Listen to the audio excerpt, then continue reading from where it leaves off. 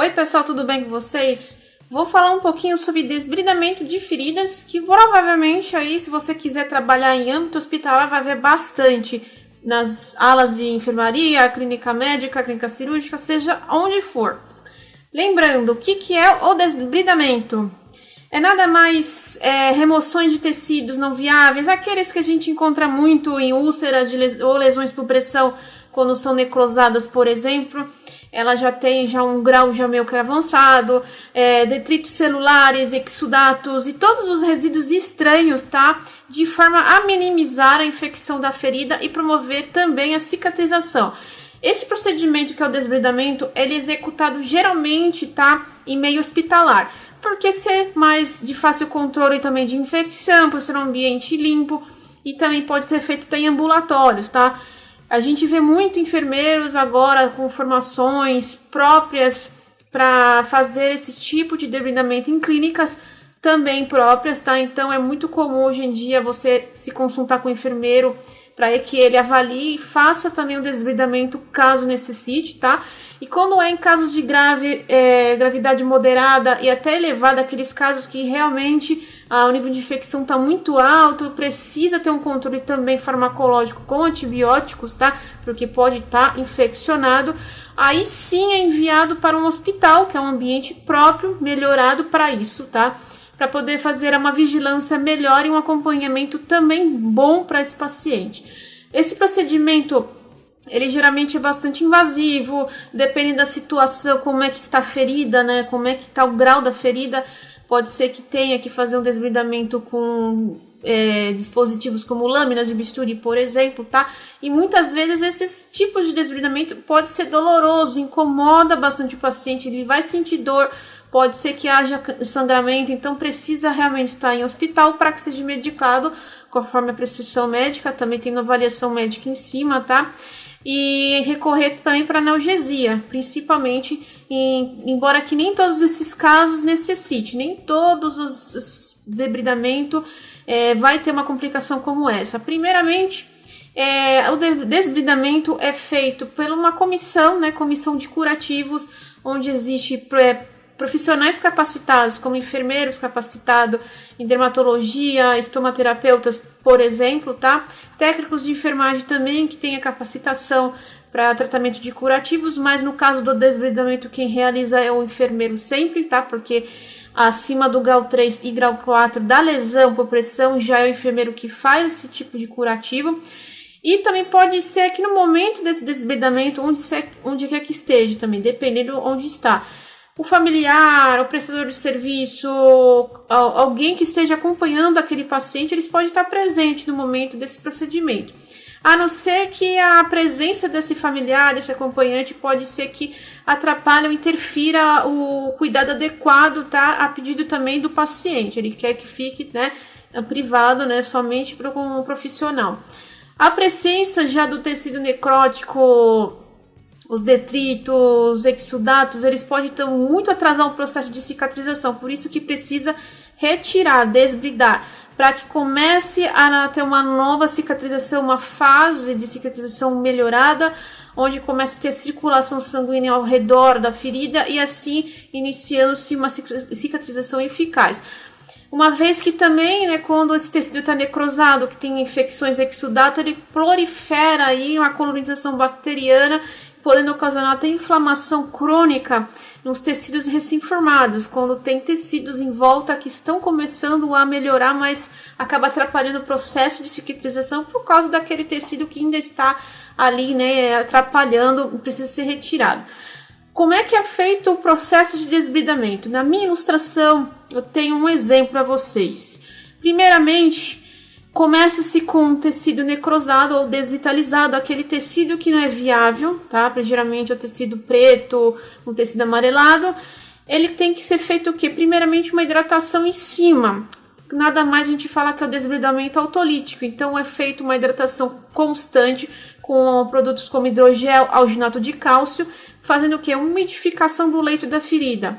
E em seguida, tá? Quando começa já aquela película, aquela pele necrosada a levantar, com a ajuda dessa hidratação, já começa a aparecer o esfacelo, O esfacelo nada mais aqui ao redor, aqui embaixo da necrose, é um tecido que não tem uma circulação ainda eficaz, ainda está começando a iniciação ainda início de uma cicatrização. Então, é feito em cima desse esfacelo aqui, com a necrose em cima, o desbridamento cortante com materiais, como falei, bisturi, o autolítico com a hidratação do hidrogel, pode ser com enzimático, com biológico e com mecânico. Eu vou explicar mais à frente o que são esses tipos de desbridamento.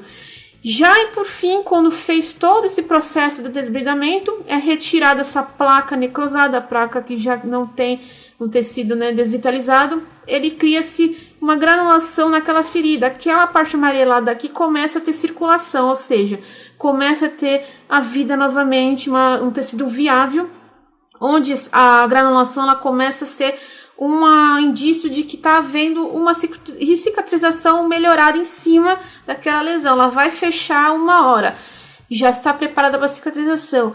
Ah, mas acabou, eu não vou fazer mais nada. Não, a gente vai continuar ali fazendo todo o processo de cuidados, tá? Porque é importante a gente continuar o tratamento em cima da ferida que foi cicatrizada, utilizando ainda as pomadas que são prescritas pelo enfermeiro, enfim, é continuado ainda até que a ferida se feche e não precise mais de curativos. Agora, explicando para vocês sobre o desbridamento autolítico, que eu falei agora há pouco. É um processo natural, ele promove, tá, através desses usos de hidrogel, alginato, hidrocolóide, com o princípio de terapia de ambiente úmido. A gente vai umidificar, vai hidratar aquele tecido inviável que está endurecido e amolecer, para ajudar a fazer outros tipos de desbridamento. Então surge uma conjunção de 3 fatores: a hidratação do leito da ferida, a fibrinólise e a ação de enzimas endógenas sobre os tecidos desvitalizados. Ele geralmente é seletivo ao traumático, não requer habilidades técnicas muito específicas e geralmente é bastante tolerado pelos pacientes ou utentes, os usuários. Como falei em exemplo, a nossa pomadinha hidrogel, também os hidrocolóides. Hoje em dia se usa-se pouco hidrocolóide porque tem outros produtos aí com tecnologias melhoradas, mas a gente acrescenta no exemplo. As espumas em geral, filmes transparentes e até o ginato de cálcio. Já falando do desbridamento enzimático, são utilizadas as pomadas, tá, os medicamentos tópicos, como método de desbridamento que passa fundamentalmente pela aplicação tópica dessas enzimas proteolíticas e as exógenas no leito da ferida. É muito utilizada a pomada colagenase, é um exemplo que eu tenho assim que a gente usa muito no nosso dia a dia, mas existem outras marcas, outras pomadas. São muito usados como método principal desse desbridamento, tá? Sendo enzimático, especialmente quando não é possível o desbridamento cortante. Então a gente precisa primeiramente amolecer mais ali o leito da ferida endurecida para que possa tirar, caso necessário, com um bisturi. Bem como a combinação de outros métodos de desbridamento, como o cortante, conservador e o autolítico, como eu falei agora há pouco. Como exemplo, eu falei, o colagenase. Também tem a fibrinolisina e a papaina ureia, que é bastante comum a gente encontrar. Já no desbridamento cortante, é utilizado a remoção, né, dos tecidos mortos, utilizando os instrumentos cirúrgicos. Então a gente usa a lâmina de bisturi, tesouras, pinças, em geral. Tem que ter um conhecimento também, tá, da anatomia da região. Precisa ser um profissional específico, né, que é o enfermeiro capacitado, que geralmente só ele que faz esse tipo de desbridamento. Então, juntamente com essa margem de tecido saudável, vai formar o que? Uma ferida efetivamente limpa. Então, precisa retirar todo aquele tecido com a laminazinha para que comece aquele esfacelo a virar um tecido vitalizado que nada mais vai iniciar a granulação. Quem efetua tal desbridamento cortante, como eu falei, tem que possuir competências para lidar com eventuais complicações. O enfermeiro especializado que tem experiência em desbridamento de feridas de grau 3, grau 4, que é as feridas bem cavernosas, que tem um nível de infecção aí aparente. Principalmente quando se respeita a proximidade das estruturas vasculares, nervosas e tendinosas. Por quê? Se a gente desbrida de qualquer jeito, a gente vai atingir vasinhos de locais ali que não deveria estar mexendo. Então vai começar uma hemorragia no local. Então precisa realmente ter o conhecimento, né, do que se está fazendo para evitar, no caso, complicações de outras coisas no paciente. Começa a ter uma infecção que não tinha antes, por causa que abriu, uma porta de entrada para infecção, justamente porque está do lado de um tecido ali que está um pouco com aparência de infecção, com necrose, então tem uma responsabilidade grande quando se faz esse tipo de curativo. Como falado, é utilizado os bisturis, tesoura cirúrgica e as pinças como anatômica. Já no desbridamento biológico, nada mais a utilização de larvas. Pode ser estranho para vocês, mas geralmente usa-se sim, tá? As larvas segregam enzimas também proteolíticas e com segurança elas removem esse tecido necrosado ou infectado, então elas desinfetam a ferida. Tem como vantagem de ser eficaz em dolor, mas elas levam de 15 a 30 minutos para começar a ter uma aplicação segura que comece a surtir efeito. E é utilizado nada mais que as larvas de mosca esterilizadas. Já na desbridamento mecânico, a abordagem desse tipo de desbridamento é efetuada segundo o método de compressa úmida, compressa seca, método de hidroterapia, que nada mais é o Whirlpool, que nós falamos, e o método de irrigação da ferida, que é a lavagem pulsátil, onde vemos muito em ambiente hospitalar, quando o profissional ele vai lavar a ferida, ele vai fazendo jatos em forma pulsátil e vai injetando um pouquinho de pouquinho em pouquinho até que comece a empurrar ou tirar aquele tecido sem que haja necessidade de cortar, utilizar pomadas. Então é muito comum a gente ver. Alguns especialistas eles recomendam esse método somente para as feridas que já estão infectadas e não são mais passíveis de outro método. Como exemplo, a banheira aqui de hidromassagem, o método de irrigação e também de sucção. Alguns aspectos a serem observados. Primeiramente, se o paciente está com essa ferida e além dessa ferida está com aquele aspecto de infeccionado e o paciente apresente febre, inflamações, materiais purulentos ao redor da ferida ou outros sinais que também indicam nível de infecção, pode ser uma infecção localizada, isso sugere uma infecção localizada.